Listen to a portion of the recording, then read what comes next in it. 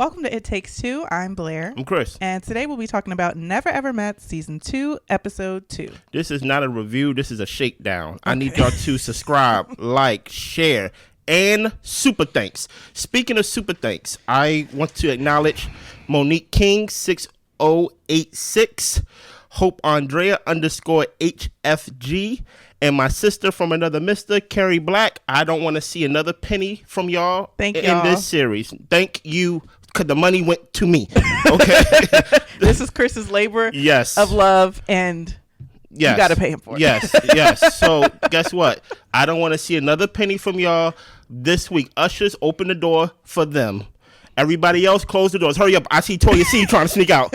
I see Jeremiah M sneaking out. I need y'all to subscribe, like, share, comment, and super thanks.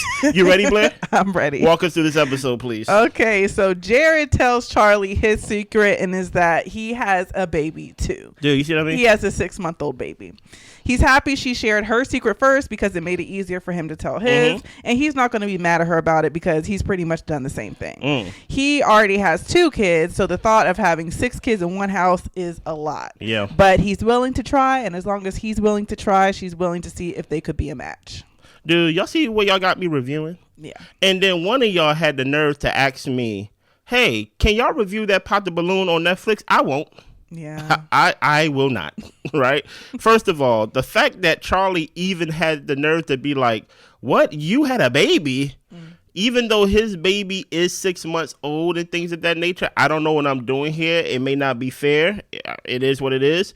You just had a 1-month-old and you're breast pumping upstairs in the closet somewhere. Yes. Right? I'm not saying which one is worse, but I will hope and I would think that the mother who birthed the child will be there with the kid, because literally her body is saying you need to be there with the kid to support the kid. That's what I would think. Yeah. Now, I want fathers in the parent's life. I mean, in the child's life as well. So I'm not saying that he is exempt from any type of lashing from me and things of that nature. But she was literally 10 minutes ago breast pumping herself because her body is saying, hey, you are the food source of your kid. Where's the kid? Pumping and dumping. That is crazy, right? Yeah. What is your thoughts on this scene, Blair? Yeah, I mean, match made in heaven, if you ask me. Honestly, she said that she felt something was going on weird in the relationship. Apparently, she was right because he had a baby. But you guys going baby for baby now? Like, what are we really doing? Weird. This is wild. Yeah, that's weird. And that is a lot of kids because you have 4 kids by yourself. I understand that she may have felt like, ooh, look at that, we're even now. No, because guess what? I had a 6-month-old, you had a 1-month-old, and you also lied about the 2 other kids that you didn't tell me about. So at the end of the day, I still put Carrie on like, hey, what you did was much worse than what he did. And truth be told, I don't even know why he shared his secret. Yeah. I would have just been like, what? And then I would have left, like completely left. But the thing to me too about Charlie, with her hiding the 2 additional kids, why are you hiding children to be with a man? Like, your children crazy, right? are like your lifeline, like they're your legacy. Like, to me, like having a child is like such a gift and it's so amazing. Why are you trying to like lower the number of children you have in order for this man to want to be with you? I'm just like, that is crazy in that way of thinking anyway. And that's what I don't get about the show, because I would get it. Well, I'm not going to say I would get it, but it would be more understandable if they was together for 4 months. But they've been together for over 3 years. And not one time did they see each other. Not one time did he notice like a kid run by or something like that. He was like, hold on, is that an extra kid? At no point did he think like she was getting like bigger or anything like that. So it just, I know she said the FaceTimes and the calls went down a lot. But it's just the idea that these 2 fools is on here when they literally just had children literally 6 months ago. Yeah. But let's continue. So everyone is getting ready for bed. Alicia and Irvin are cuddled up in the room, and he's cool if they sleep in the same bed tonight. And she tells him, you took me on 1 date. So, we can chill, we can cuddle, but when it's time to go to sleep, you need to get to your bed.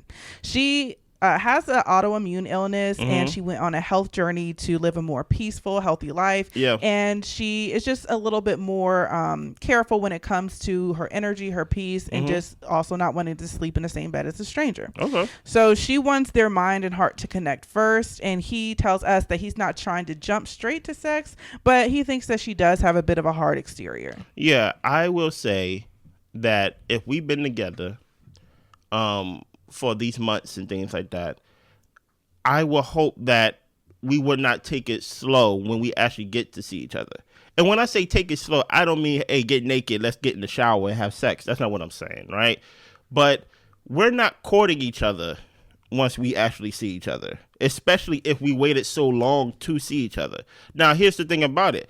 I actually respect her decision, Alicia, of saying, hey, I don't want us to sleep in the bed together, right? I understand that Cinco and his girl is over there. They doing whatever they doing, and she over there in the main quarters. But we're not going to do that. We need to have at least some boundaries, at least not on the first night. I can respect that. But I could tell that this Alicia girl is going to get me tight. And she going to get me tight. But for right now, I can be like, I can see it, and I think he sees it. I think he respects it, even though he tried to do what's the difference between a couch and a bed? Okay, sure, right, but get on out of here, Mm-hmm. But so far, I see her point, and I respect it. Same. So next day, Taronda, our host, welcomes everyone and lets them know that the intimacy suite is back for when they decide they want to take things to the next level, so they don't have to keep getting it on in the shower. Yeah, nasty. Cinco. Each week, each couple will be responsible for cooking for the house just to see how they work together. Yeah. And everyone is going to get changed into their bathing suits for an activity. So I was like, okay, the intimacy suite. I hope there are a little more boundaries on it, because last season the couple made the intimacy suite their bedroom. And it was disgusting, man. So I was just like, let's see if we can, make it so everyone can get a chance, and let's hopefully have people changing the bed sheets. Yeah. So, and truth be told, I wish they would make it something that you earn, not something that you could just take ownership of. Right. Like something like, hey, you have been through these counseling sessions, y'all have done good in these group activities and things like that. I think y'all earn yourself some time in the intimacy suite. Yeah. Besides the whole like, hey, it's open, if y'all want to hump, go ahead. You get what I'm saying? Yeah. So the exercise is an exercise in intimacy, exploring each other's body through body painting. Yeah. So they're going to have to ask permission for where they want to paint on each other's body. So that way that there's that communication, and also getting that consent, and really kind of getting to know where each other's boundaries are. Fair. So they're doing the painting, getting consent. Brandon liked how gentle Kiki was. He liked feeling submissive. Alexis is rubbing up and down almost inside of, what's his name? Chris's pants. She did not ask for his permission, and he could tell that it was a control thing with her, especially after a conversation they had, where she was pretty much saying that she punched a dude that she was dating because he wanted to go somewhere and she told him no, and she put her fist up there, and by the time he turned back around, he cracked his jaw. I'm just like, Alexis, you are insane. Yeah, and stop right there, right? Yeah. I am not a component of men putting their hands on women. Yeah. And at the same time, that means I'm definitely not a component of a woman putting their hands on a man, especially if the man got to show restraint, right? Listen here, there's something about this 47, however old this woman is, right? To where she's single, she gets her youth from being with a younger guy, and in some way she sees it as ownership. And I don't see how Chris is continuing to talk to her. The minute that she said that she put her hands on another guy, to where she actually had the courage to ball her fist up and hit this man in the jaw, I would have pressed doop doop doop. Oh, absolutely. Like that's nothing to be proud of at all. Yeah. So they all afterwards explain what their paintings mean. Some people are talking about family trees, peace, strength, power. And Alexis says that she was showing ownership. She is used to getting her way, and she actually put a handprint on Chris's junk and on his bottom. Chris said that he did not consent to this handprint on his crotch. And Charlie, we learned, has Jared's name tatted on her.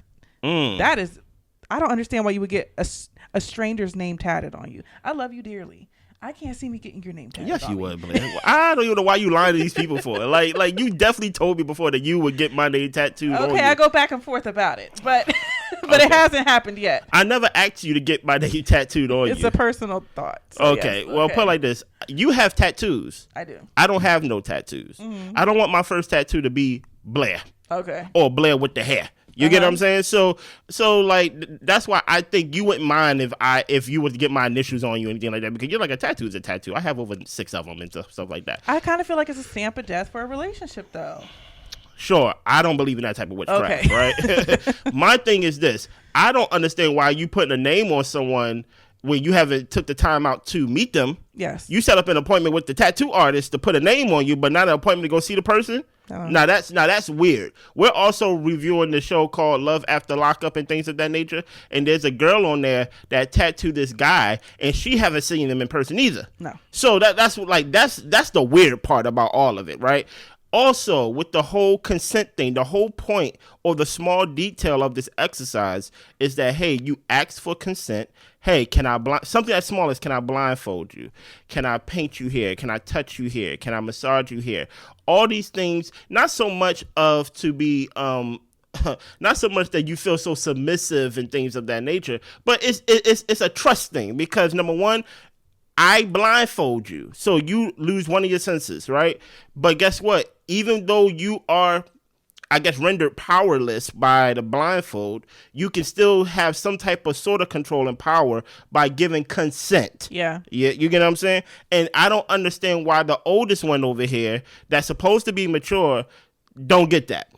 Like Chris is not a boy toy that you could just put your hands on his crotch and things of that nature. Here's the thing about it. I think a lot of times we probably don't have a problem with that type of stuff, but I think she just like, hey, you have a problem with control. And you kind of rough. And instructions. You get what I'm saying? Like, yeah. So they switched as far as who's going to do the paintings. Mm-hmm. And Chris puts a stop sign on Alexis' back. Yeah. Because she likes to get her way and she doesn't like to be told no, pretty much. He wanted to express himself about her controlling ways. Mm-hmm. Irvin wrote powerful on Alicia's chest, and he was going to explain what she's going through that made him write that, but she kind of made like a like type of noise, and she just wasn't comfortable with sharing her immune disease with everybody, and she didn't want that to be the focus in the moment. So he did change what he was talking about to just saying that things that she's going through in life, she has had to be powerful, and that's how I see her. So and that's Irvin, right? Yeah. Now, truth be told, I'm right now at this point, I'm 100% behind Alicia. Irvin, why are you about to expose my disease about what I'm going through? First of all, brother, you haven't even took the time out to meet me. Yeah. And now you about to tell my business? That's so I have no problem with her saying, what you about to do? You get what I'm saying? And I could be powerful for other reasons besides what I'm going through. You get what I'm saying? So if you only view me as powerful because of my autoimmune disease and what I'm going through and how I'm able to still function, thank you.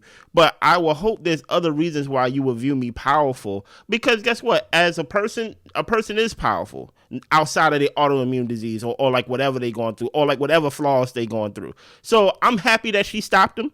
I'm happy that I think the teacher stopped him as well. Like, that is a sign that, like, hey, don't do that. And he had to find other reasons why he drew them angel wings and called her powerful. And so far, I'm liking the exercise. I'm thinking this exercise wasn't so bad. The homegirl, Alexis, was trying to make it more than what it had to be. You get what I'm saying? But so far, I actually, truth be told, as much as I'm hate watching the show, I actually don't think this exercise was that bad. Yeah, and I actually didn't mind Irvin when he was writing like powerful, and even if it is because of what she's gone through, I think that because people go through hard things, you can admire them for how they handle things and how they choose to continue to go about life even through their struggles. So that you know, I was kind of with that. At the same time, I do think that sometimes people get comfortable in talking, and it's just like, we've been around these people, we've kind of been living with them for a few days, so I could understand to where he probably felt comfortable speaking, even though I agree he shouldn't speak on her situation. But I did appreciate the fact that he did take her cue and he didn't kind of bulldoze the situation to say, girl, you tripping. Anyway, this is what she's going through. It's like, that's weird though. But I appreciate that, you know, he paid attention and sensed what she was saying, and he respected her in that moment. Hopefully I'm not misunderstood. I'm not saying that it's not good reasons for her to be powerful with her autoimmune disease and things like that. All I'm saying is, if that was your only reason of writing it on there and you have to explain why, and then they stop you right in the middle of saying like, hey, like, stop that. Hopefully you have other reasons of why she's powerful. Well, I think they got to get to know each other for him to learn. First of all, that's not his disease. Right. So, like, so it's like the fact you just met me face to face, literally an episode ago, And now you about to tell my disease? Yeah. Like, come on, man. Like, fall back. You get what I'm saying? So it's Ty and Brittany's turn to cook. They're the first couple to cook, and he is head chef, and she is doing a great job taking directions as a sous chef. Alicia comes into the kitchen saying that she needs vegan butter instead of regular butter, and they're like, oh, okay, like we can, go ahead and make it in some vegan butter. And she's like, or even oil if you want to do it on the side with some oil, that's fine. And then she's like, well, but also I don't need y'all to be drowning my stuff in oil. Okay, well, hold on. And then Ty asks, are you cooking? We're cooking for more people than just you. Yeah. And he feels like, you know what, she's not my woman. I do not need to adjust for her. So whatever she needs to do in order to make sure she gets the food she needs, that's her. But we're cooking for the house. Yeah. So pretty much they shoot her out the kitchen, and Alicia gets an attitude, and she's like, well, I'm gonna make my own food. I'm not even going to eat with the table or whatever the case may be. To me, I was just like, well, hell, do what you want to do.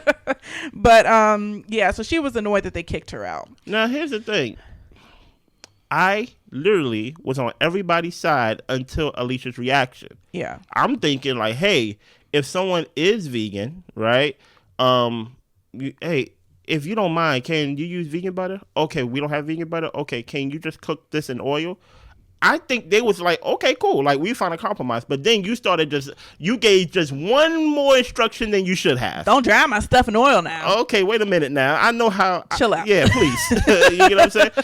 So that's when Alicia was basically, I think, doing too much. And I think Ty was accommodating. And I think his lady name was who? Brittany? Yeah, Brittany. She was already looked like she was trying to get the other pan. She was listening, trying to make sure she got the directions. But at the same time, that's when Brittany was basically like, okay, like you're doing too much. And one thing I did not like, which we're going to see in this episode, when Ty was confronting her, Ty was not yelling at her. He was speaking sternly to her. Yeah. And that's when she was like, oh my God, why are you yelling at me? Whoa, why are you misrepresenting a situation?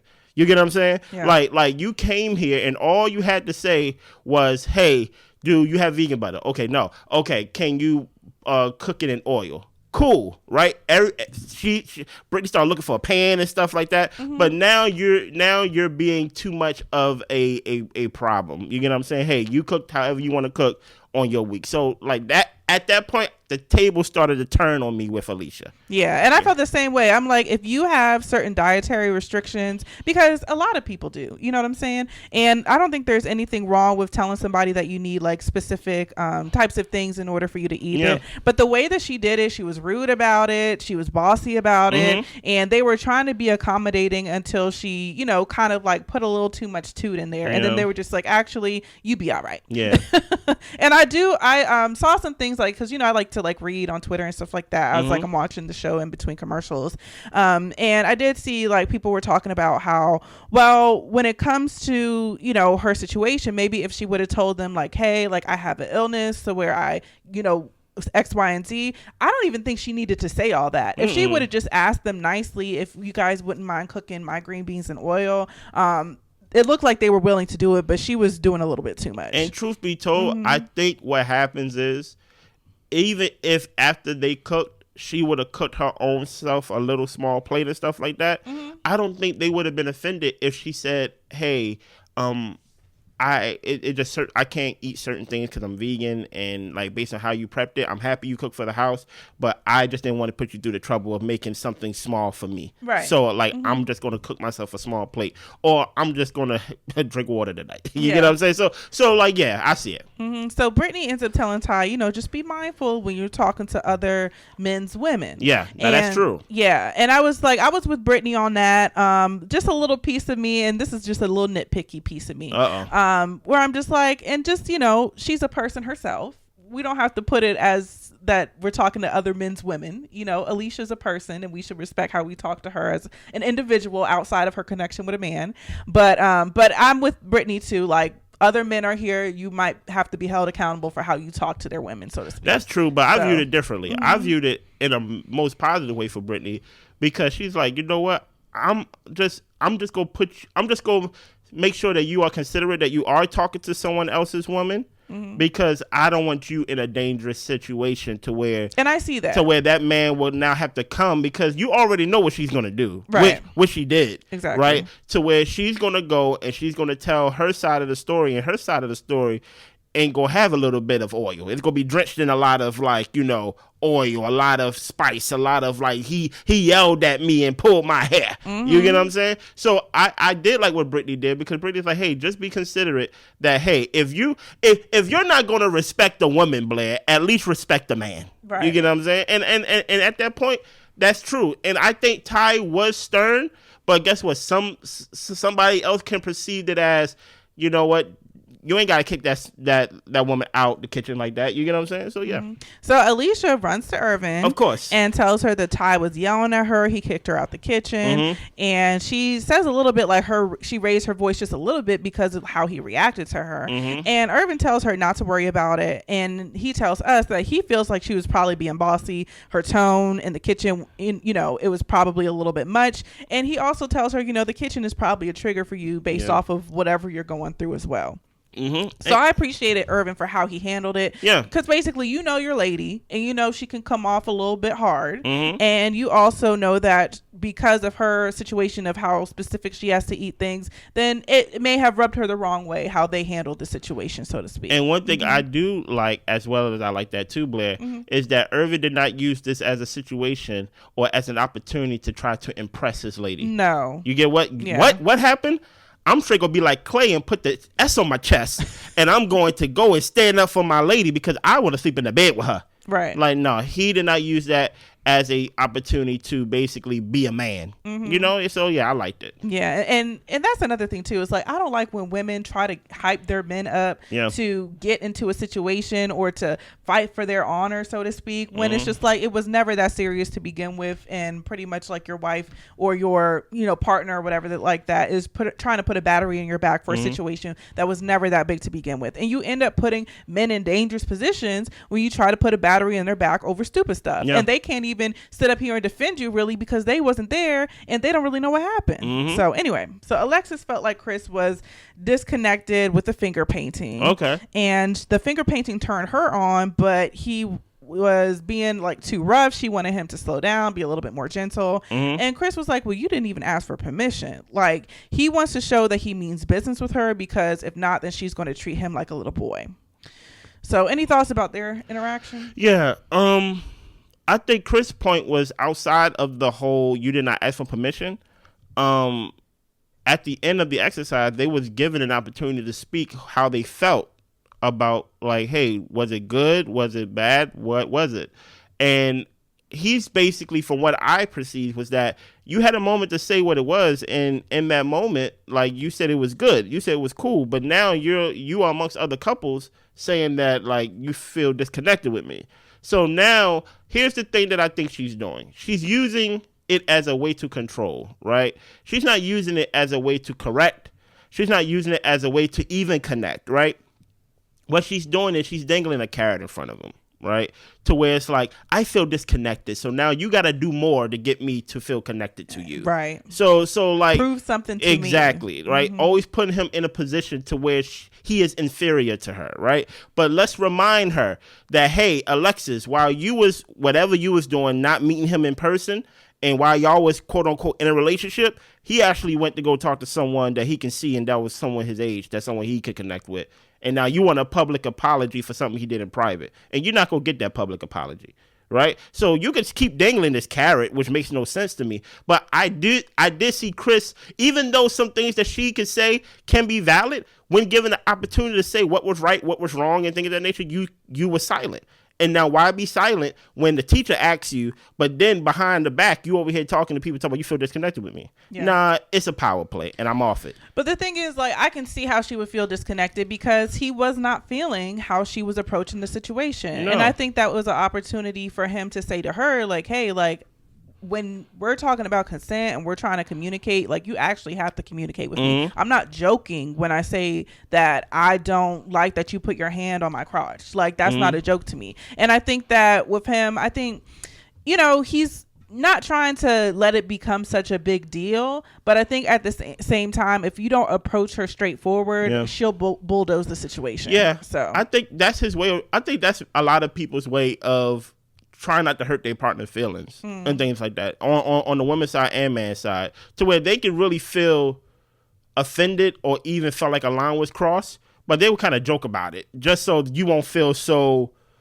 bad about what you did. But Chris was saying the whole time, like, you didn't even ask for permission. Like how come everybody else following the rules? Why we gotta be the couple that, like, we're not following the rules now? You get what I'm saying? Like, it's just weird. And that's the thing. He did say what he, felt to her. So that way, it was clear how he felt about the situation. But by that time, she was already mad. He was trying to get her a drink. She want to act like she have an attitude. And I'm just like, people like that, just leave them in the corner, let them be mad. Guess what? And to your point, Blair, he told the teacher she did not ask for consent. Yeah. So everything that he is telling her or told her, he used the opportunity that when the teacher asked how was it, he said it. So he's not saying nothing behind her back. Right. Unlike what she's doing.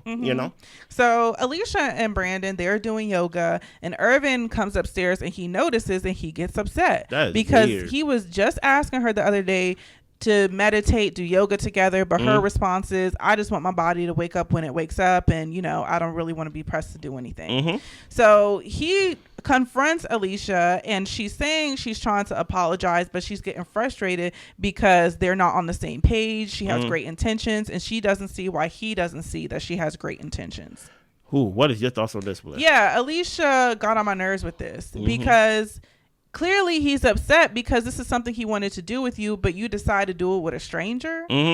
Why would you do that? Yeah, that's weird. And then when confronted about it, you want to act confused, like you don't know what the issue is. So I don't understand what's up with Alicia and accountability. It's not a huge thing to where, you know what, I know you wanted to do that. He just asked me to show him a couple moves and I was already there, so I just did it, but I apologize for that, and tomorrow morning we're going to make sure we do this. You know what I'm saying? Like, there's no accountability. There's no way that she's trying to rectify the situation. She's just upset that he's confronting her with his anger. And I'm just like, but do you see how you play a part in things? And that's the thing with the kitchen thing. Like, everybody is doing stuff to her, but she doesn't see how she plays a part in these communication breakdowns. Yeah. So 100%. There's no right way to do the wrong thing. Even the way that you just described taking accountability, like, that's still like what you did was wrong. Yes. Right. And some guys just can't get over that, especially if it's fresh. If I literally try to connect with you the night before, saying, hey, in the morning, can we do yoga? This is something that we both do. This is something that we both interested. I want to do it with you. Right. And you say, well, I don't really wake up in the morning whenever my body, because my autoimmune disease, whatever my body wakes up, I don't want to put my body under stress of waking up anytime it don't want to. When I wake up, I wake up. He accepts that. Yeah. Right? Because there's nothing else to do but to accept it. Then I turn the corner and then you're doing yoga with Brandon. It's like, it's weird. Like, and then when I question you, you have the inability to see another perspective than your own. And then now you talking about I'm angry man, but yet you trifling. Okay. it makes no sense. It doesn't. Right? It makes no sense. Keep going. So dinner is served. Jared and Charlie agree that they want to share their business with everybody. Why? And so they make this big announcement that they both had babies on each other, and she also had 2 children. So so everyone is just clapping, saying congratulations, because what are they really going to do? Yeah. But when they get out of their face and everybody's, in their own corners, they're talking about, so you sat up here and applied while you were pregnant? Yeah. And having these big secrets is weird. But we learned that Kiki is keeping a secret of her own. Kiki's keeping a secret. Listen, Cinco, what is Cinco lady name? I forgot her name. Couldn't tell you. Yeah, I can't tell you either. They need to put names under these people's, like, listen. They do, but I know it's the second episode, but they really didn't get much airtime. My whole thing is this, though, right? My whole thing is this. Put the name under these people's faces and things like that when we see them.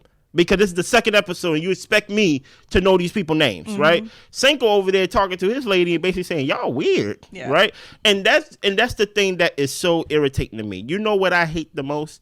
When a square try to call me a square, or when somebody's weird try to call me weird. I'll be like, I'll be damned. If we all not in this house together, right? From basically dating these people, but never setting time out to actually meet these people, right? But yet we on this show, and guess what? Charlie and Jared did out weird the weird folks. Yeah. Because no one asked y'all to share that information. To be like, hey guys, hear ye. I just want to let you know that Jared had a baby 6 months ago, and I had a baby a month ago. And by the way, I hit 2 kids. So by all together, there is 6 kids. It's like, Like what? Congrats, y'all. What do we say? I'd be like, please sit down. Yeah. Like please sit down. This is not about y'all. Okay. Like I want to eat and at least thank the chefs of cooking and things like that. But I guess it just triggered secrets amongst the house. Everybody got secrets in the house now. Now, Clay and Tatiana go to the intimacy suite, and they're vibing, massaging each other, enjoying each other. Yeah, you see what I mean? And they talk about the Charlie Jared reveal. Mm-hmm. She asked him if something like that happened with them, would he tell her? And Clay said that he would have to tell her in the right time. Yeah. We learned that he also has a secret that he needs to share with her. He has a newborn that she doesn't know about. You see what I mean? Oh my goodness! Like and then get out the intimacy. The thing just opened less than 6 hours ago. Why y'all in here? Yeah. Right. Last time I checked, Yusha was feeding her grapes and things like that until she had to put her hand up and say, "Okay, I'm full." Right. And now you over here talking about I have a baby too. Obviously, whatever dating or whatever relationship y'all had online, you didn't view it seriously because whenever you hung up from Skype or like whatever Zoom or like whatever it is, y'all went outside and started talking to real people. So, like, that's what I'm not understanding with this show. Why come on this show to where you had relations outside of whatever relationship you had online with the person you won't take time out to see, but yet you still want to be with this person when you got a kid? If I had a kid with someone that I have a relationship with online and I never saw, you'll never see me again. Like, so that's the logic that I'm going with the show, but I guess I can't use logic with this show. No, you can't. Sorry. So Chris talks to Jared to get his opinion on the Alexis situation. Yeah. And he does not do well with control. He has a lot of childhood trauma from that. His mom married a bunch of different dudes. He said he had 9 parents combined, and the guys would always come in trying to control him and his mom. And then when he went to live with his dad was controlling of him. She knows his background and she's still doing this, and to him it's like, does she even care? Jared says that she does come from a Jamaican background and she is leaning in with that hard exterior, but y'all should just really take this time to get to know each other. And the stop sign was kind of petty, and Chris agrees that it was, and he couldn't really get the stop sign together because he forgot how many sides the stop sign has. That was funny. I thought that was really funny. My man just made a rectangle that said stop in the back. Look here, man, I know a lot of Caribbean people in my life. I really do, right? Trini, Barbados, Jamaican, I know Ghana, I know all of them, right? That doesn't mean, I understand that it may be tough exterior than what people are used to and things of that nature, but that her being Jamaican is no excuse for her disregarding whatever his request is. You get what I'm saying? Shout out to my Jamaicans. Yeah. You know what I mean? Like that has nothing to do. She is choosing to disregard. She said it herself. I don't like being told no. Okay, that's why you are single at your age, right? Because you don't like being told no. And it has nothing to do with her heritage or where she's from. It's who she is. Yeah. And that's why I feel the same way. Like Alexis, I think Alexis's issue is Alexis's issue. The Caribbean people I've met have been some of the most welcoming, cooking, food giving people that I know. Yeah. So, of course, there are differences in how people talk and maybe, small things like that. But as far as her being this controlling and rude, that's an Alexis thing. Yeah. So Irvin said that I'm not feeling you right now. He's talking to Alicia. Yeah. And he's trying to confront her again about the yoga situation. And he said, you doing the yoga thing and then trying to flip it on me as though I'm insecure. Like you like to flip things on me when you're the one who did something wrong. Yeah. And Alicia doesn't want to have this conversation. She feels like with somebody who can't control themselves. She says she feels unsafe with his demeanor. So Irvin gets up and he walks away. And she's like, well, I'm not saying we need to stop the conversation. He's like, I'm not trying to make you feel unsafe. So if you say you feel unsafe, I'm walking out of here. And he says in the confessional that he is over the deflection and her not taking accountability. What is your thoughts? I'm so happy with how Irvin handled the situation. As soon as she said that she was uncomfortable, I'm not going to sit here keep talking to you in this room by ourselves. Yeah. I'm going to get up and make sure that you are safe and by yourself because I'm not going to have anybody saying I did anything to you. So I was happy, you know what? All right, you got it. But at the same time, Alicia, you're not taking accountability. I feel like, yes, he was approaching you with anger because he's angry, but he wasn't doing anything to me that screamed abusive or, in any way trying to harm you. He was frustrated. He was angry, and people get angry. He wasn't out of control at all. He wasn't out of control at all. And the energy that you're met with is that he is upset with you. Yeah. And when someone's upset with you, they're not going to talk to you nicely. No, they're not. And he's also not talking to you disrespectfully. He's just expressing his frustration, his concerns, and all she can do is be upset that he's upset. Yeah. So, here's the thing about it, right? She so far, she have used her autoimmune disease too many times to my liking. okay. Right. She can't do this because, you know, her body got to adjust, which I respect. But this whole, like, you know, this energy thing, my body can't take this energy, even though she's contributing to the energy that's in the room and things like that. So this whole idea of my body can't take this energy, my body can't take accountability, my body can't take when I'm wrong and things like that. If you're too sick to be on the show, don't come on the show. Go home. Because, like, I'm already tired of hearing about it, right? In my opinion, right? Because at the end of the day, your autoimmune disease has nothing to do with the wrong that you were. And it have nothing to do with how safe you feel or how unsafe you said you feel. Because at the end of the day, Irvin did the thing that I would have did. Besides leaving the room, I would have left the house. Like, I'm done with it. I'm not talking to you no more. So the fact that I think she's using it as a way of, hey, not too hard on me because you know my condition. I'm like, no.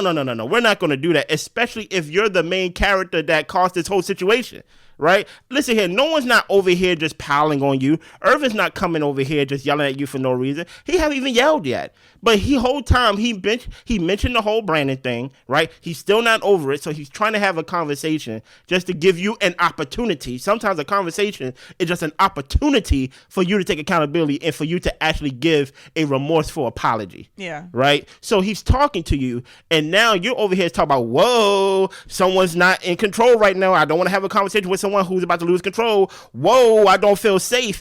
And it's deflection. Yeah. And it's not accountability at all. And now I'm completely off you because now I can see that you are the type of person based off of this episode and based on what you did that you would definitely turn the tables to your favor in a way that would misrepresent the whole situation.